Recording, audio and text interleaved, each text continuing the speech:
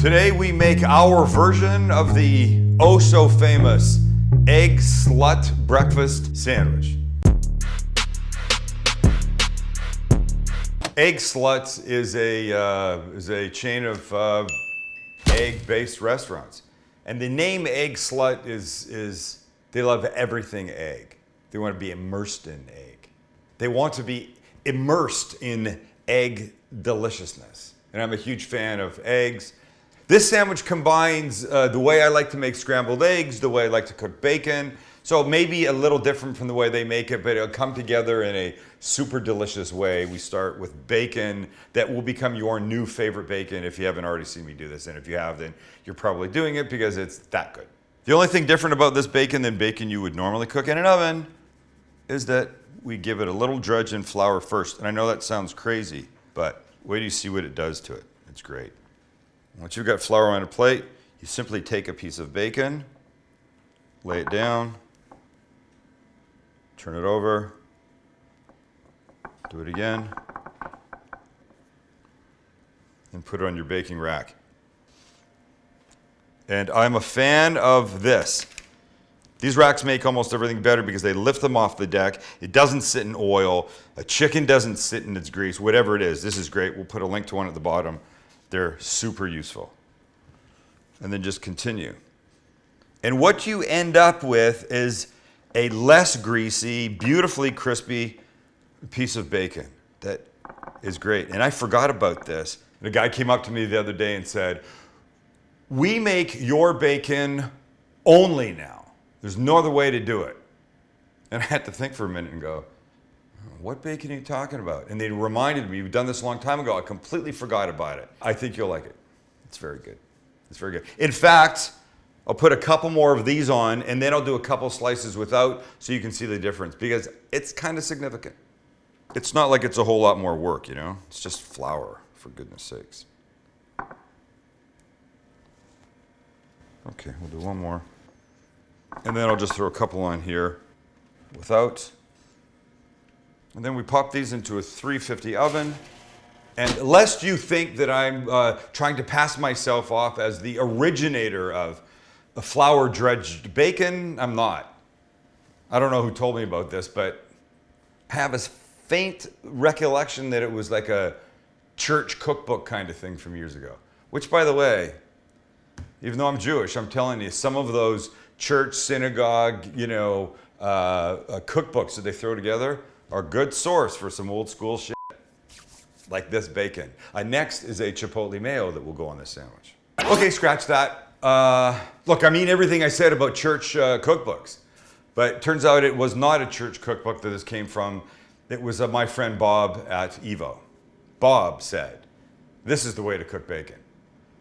He might have gotten it from a church cookbook. I have no idea. We start with mayo.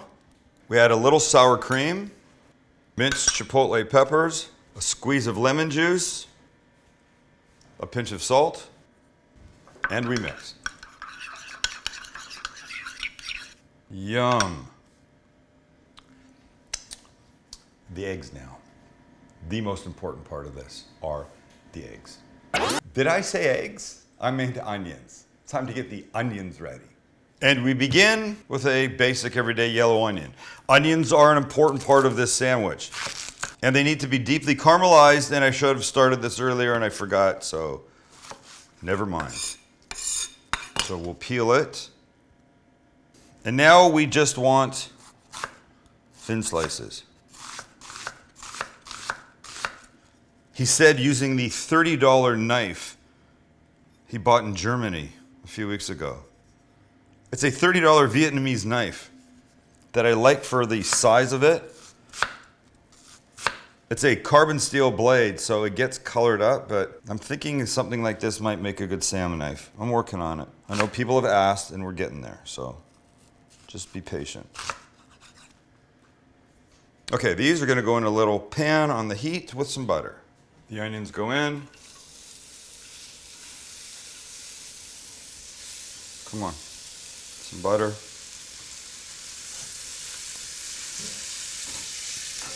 And the pan's a little hotter than I wanted. I forgot that it was there. And I don't want these to burn up, but I do want them to soften beautifully. And that doesn't happen with super high heat. That happens with low-ish, gentle, medium heat. So I'll just hold it off for a second and let it settle down. Turn down the heat a bit. Put it back, and then they'll start to get beautifully, deeply golden. Onions. Have a look, Max. Gorgeous cut. This is what you want. I remember my mother getting onions like this for this kind of a burger thing. I don't want to call it Salisbury steak because it wasn't, because I hate Salisbury steak. But she used to cook onions for a long time. So this maybe took me... Who's that? Somebody's alarm. Yo. Why is it going off? Sorry. Yeah, somebody's alarm. They would have been going off for the next hour. That's your move. I don't know. I don't know what it was, but I have to ask her. But this is what you want. So these guys will now put in a little bowl because we're going to use this pan for the eggs. But before we do, we need some chives chopped up to go in the amazing eggs we're about to make.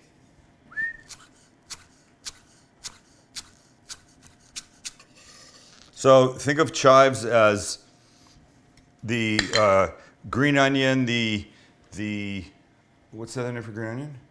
Scallions. Think of chives as the green onion / scallion, younger brother, sister, cousin. It's still in the onion family, but light and delicate and really delicious. So these guys will be going in. Now, the eggs. Did I say eggs? I didn't mean eggs. I meant bacon. The bacon's ready.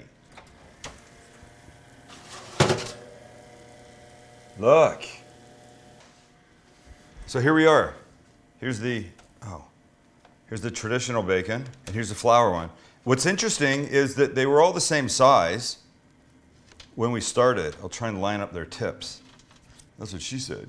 Look, here. I don't want to know what kind of she said line up their tips. But look, Max, you can see. So A, it shrinks less, right? Has a drier look. It's nice. That's nice bacon. But if you take just a little piece, if you take a little piece and try it,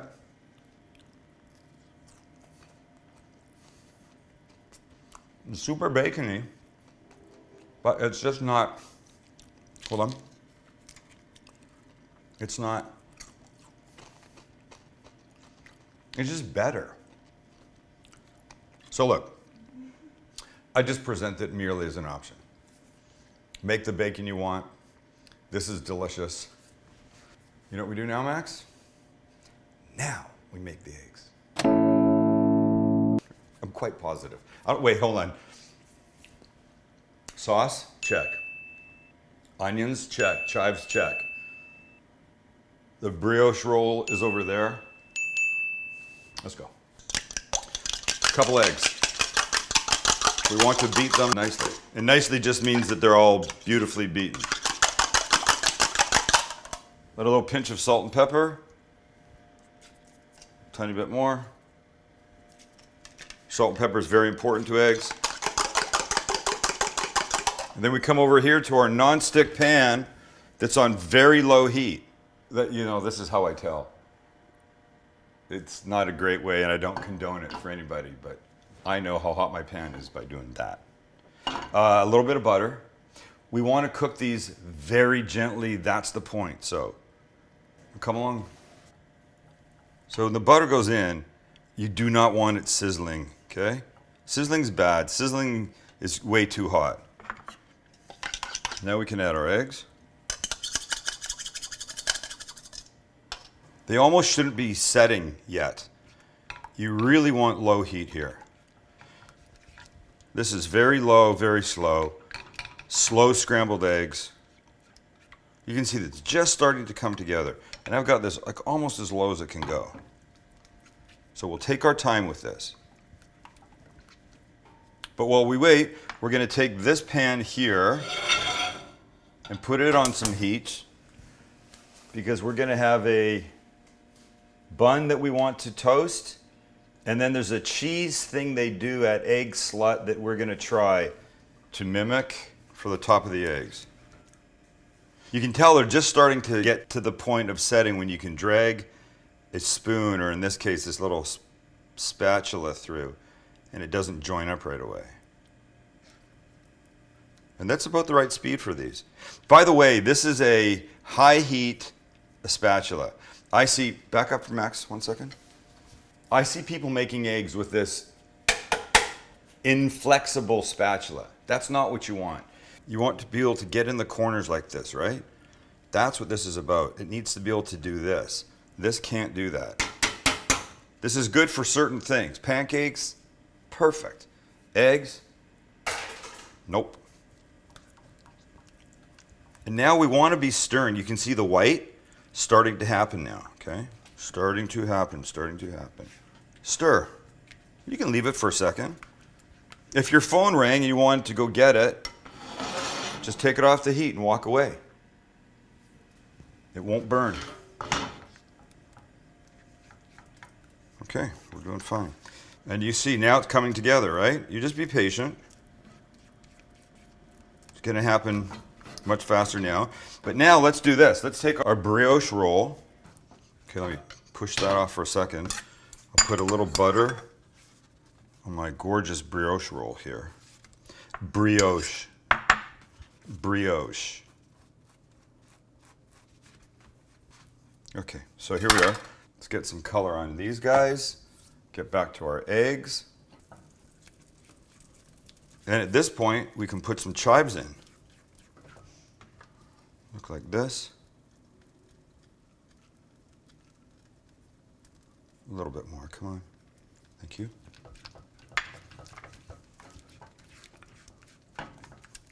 Almost.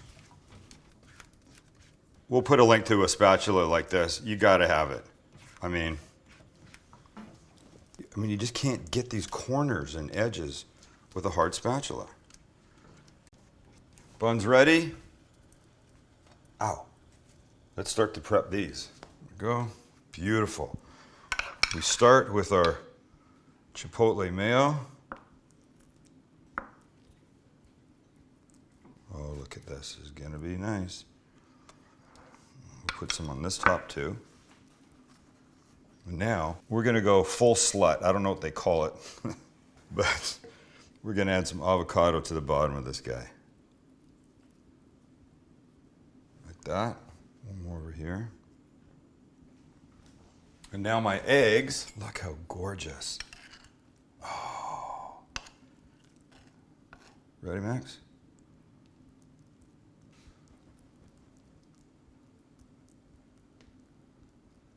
Oh my goodness.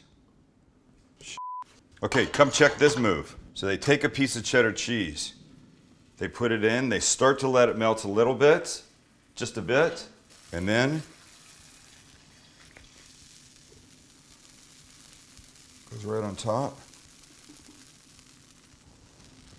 Now our onions. This oh so important little step right here. I can smell, they're so great. Last but not least is our bacon. There. Let's go one more back here. And then our bun. And that, ladies and gentlemen, is our version of the Eggslut whore sandwich. I don't know what to call it. Eggslut, super sleazy. Nobody knows what to call it, but our version of the Eggslut breakfast sandwich.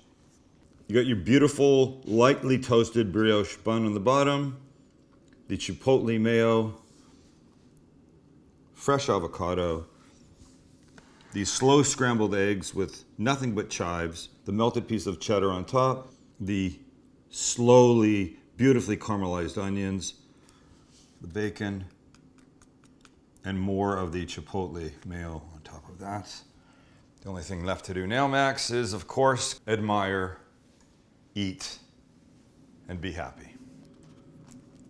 Pick it up, and it's gorgeous. I think the original is without avocado and bacon, but why would you not include those? We're Eggsluts here. We're egg whores. We're f***ing egg tramps here is what we are.